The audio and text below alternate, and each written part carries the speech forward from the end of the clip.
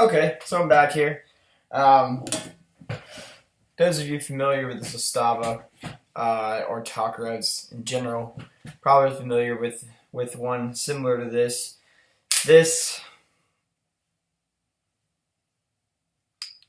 I guess you guys don't have to biatch at me. This is the M70A model from Zastava. Light, right? It's a great gun. Very cheap. Very inexpensive, I should say. Very inexpensive. About $230, and you can get one online. Find an FFL to get it shipped to. Maybe you can find an FFL to do it for free. Got a couple of them in my area that will. It comes with 2 magazines. The magazines used to be hard to find. I found them on eBay lately, so I was able to stock up. Magazines hold 9, as opposed to the original Tokarev, which only held 8, if I'm not mistaken. It's a single stack magazine, really thin, very skinny in the hand. Very skinny compared to some of your other type of pistols. Very vertical in the hand grip. Very high, solid iron sights, which I'm used to and I like. Takes some getting used to, really does. But it's not too bad. It just feels so good. It's all steel, all solid metal, which you can really feel the weight of it. It feels good. It's big. It's nice and big, heavy, a big frame gun, but it's skinny. You can put it inside the carry waist holster, and it's not bothersome. That being said, I'll move on. This is a Serbian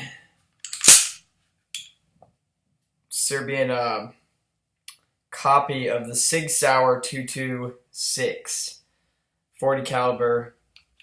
This is a subcompact, which is only a 1/4 of an inch or even less than the regular compact full size. So I don't even know why they made 2. Zastava is very keen on making extremely complicated model names. Anyone who knows Zastava knows that they have to be confusing in every single model they produce. The M70A, if you type in Zastava M70, a big machine gun's going to come up. This model handgun, the CAI version, Zastava, is called the CZ999 Compact. Also the CZ999 Scorpion. This is really confusing because of the CZ brand. But anyway, it's like the 226. It's got these holes at the top. Help compensate a little bit. It's really fat, very beefy in the slide. It's got a chamber loaded indicator, which is barely enough for you to see it. Just enough, I should say. You can see it sticking out and you can feel it, but no one else is going to notice it. 3-dot sight, decocker, fairly good. It feels almost polymerish, but it is metal frame. I found this out because I melted some of the finish off with a gun scrubber, and and just took some steel wool to it after that to kind of fix the finish over here where it's this coated with a rubberish type deal. I was able to get some wooden hand grips from Marshall Grips. He's pretty famous online. He's in Turkey, if I'm not mistaken. And if anyone interested in grips, all different kinds, exotic wood, different types of custom grips for different types of weapons, hit up Marshall online, Marshall, and I'm sure you'll be able to find it. And he's a great guy. He actually sent me my grips for free. I just had to send him some high-def pictures, and I don't have them on it right now. I've been working on them, adding stuff to them myself. Anyway, moving on. This, I consider myself a very lucky man for finding. what is it called again? It is called the Zastava M83/92. It is a big, beefy 357 Magnum.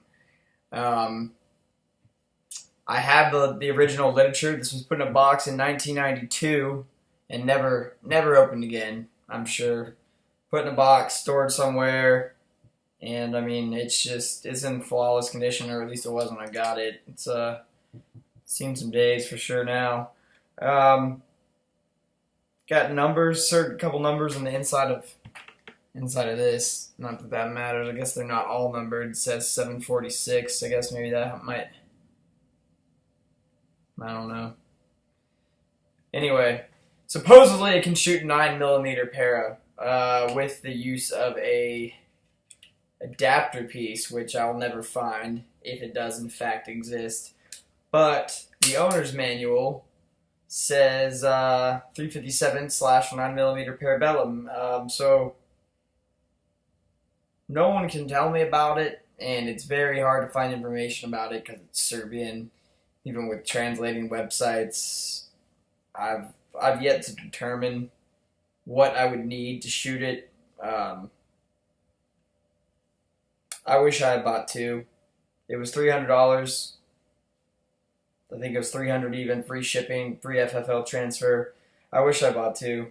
Wish I had a pair. This one, it got a little dinged up. Actually, very dinged up, I guess, just from me throwing it in and out of my safe too many times and not putting it in a gun rug. But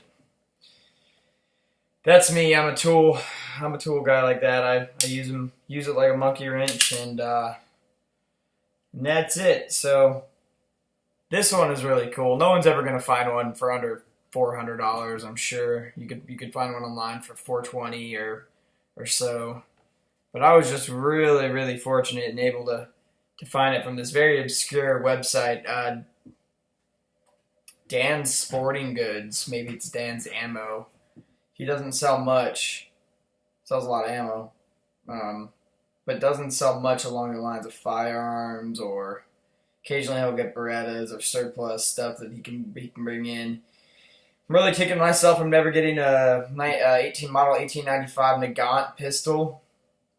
I really wish I would have gotten one of those when they were $100, even though the ammo is not exactly easy to find. It's not hard either. Now, whenever they get it in stock and I get the inquiries in the email, it's always $195, $200, and I'm never gonna pay that for an old pistol made from 1895. I just want it as a luxury because I'm a Mosin guy and I like revolvers and all that. That being said, there are plenty of alternatives to a P226 style pistol. This one I like. My brother has the Turkish Kinek, I believe it, Kinek pistol. He likes it a lot. It's got a hair trigger on it. I'm not the biggest fan. But I also know this one, and I know where it pulls, and I kind of want a trigger job on it, honestly, but I want a trigger job on a lot of my pistols, 2 of them anyway. But this one was about $400, and it's good. I like it a lot. It's beefy, beefy one, but it's not bad. So I'm a huge Zastava fan. I got the Zastava 22 rifle on the way. Saw it online the other day. Couldn't say no. It's going to be brand new. I know it's going to be excellent. They always are. They've been making guns for almost 200 years or more. And there's no reason to doubt them now. They're never proven me wrong. I mean, I have $1,000 in these 3 pistols, and that's a great deal considering. I mean, a lot of people want to go American. But Zastava has never failed me before, and I will continue to collect them. As obsessive compulsive as it sounds. Much love. Be checking in with you guys later, showing you some other things, talking a little bit, getting some nasty comments, and just interested in starting this channel up.